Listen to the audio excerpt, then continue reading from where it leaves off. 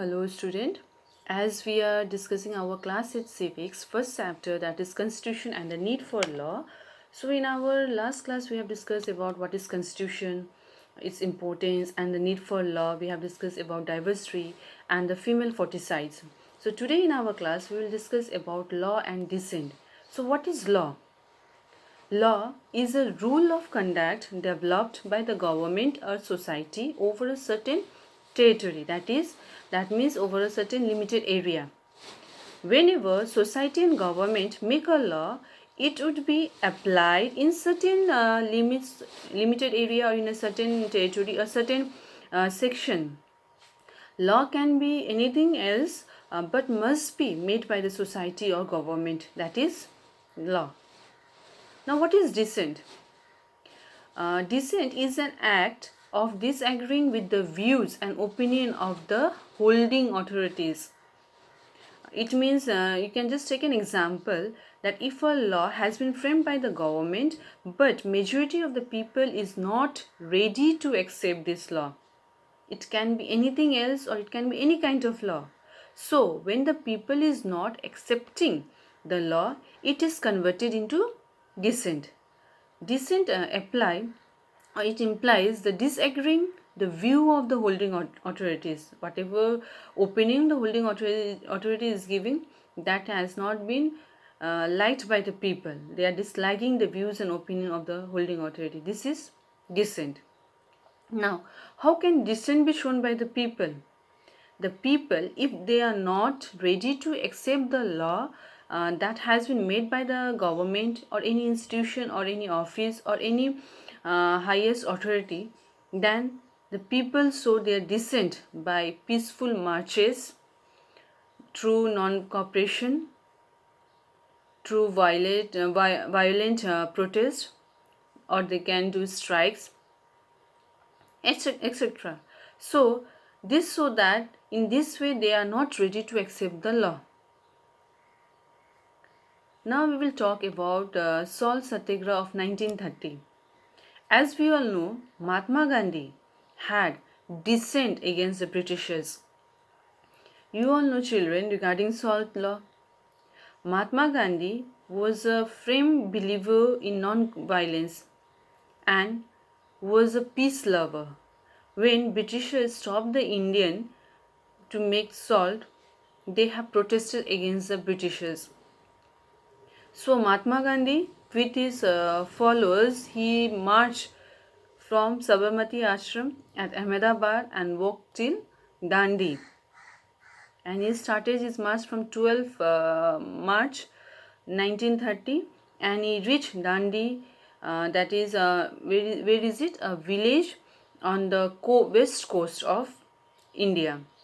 And he reached Dandi on 6 April 1930, where he picked handful of salt from the seashore and thus peacefully and effectively he put an end on the salt law that was been imposed by the Britishers.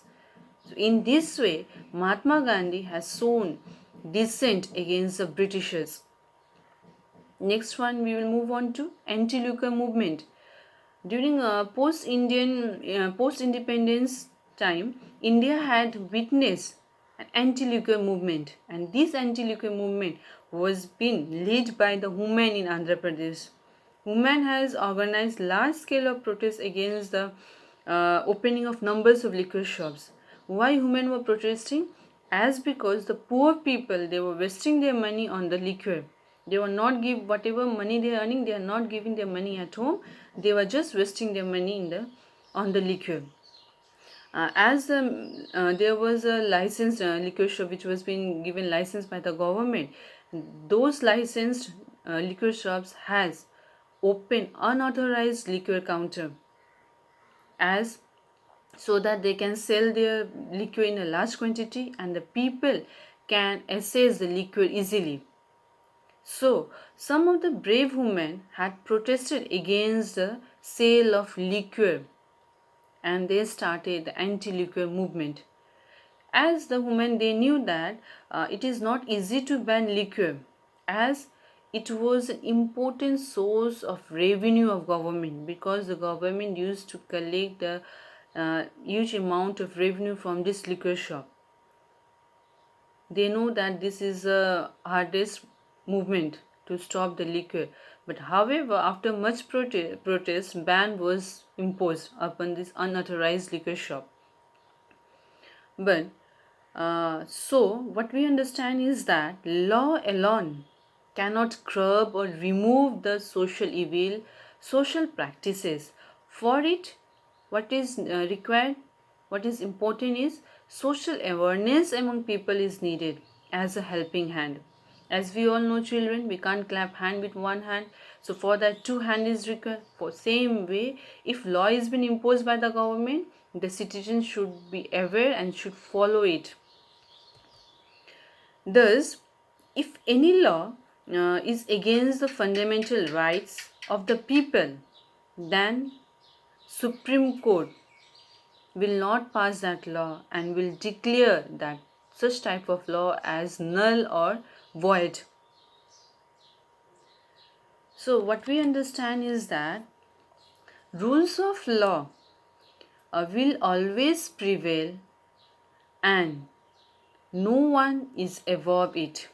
As you all are the student, some rules are also imposed upon you all, isn't it? So that rules you all should follow it, so that it will lead you in the right track. The similar way, rules of law that has been implemented by the government will always prevail to run our country peacefully and effectively, and no one is above the rules of law. So that is, democracy and rules of law complement each other. So this is all about our first chapter, the constitution and the need for law. So we have completed our first chapter. We will move on to our next chapter in our next class. Till then, take care. Thank you.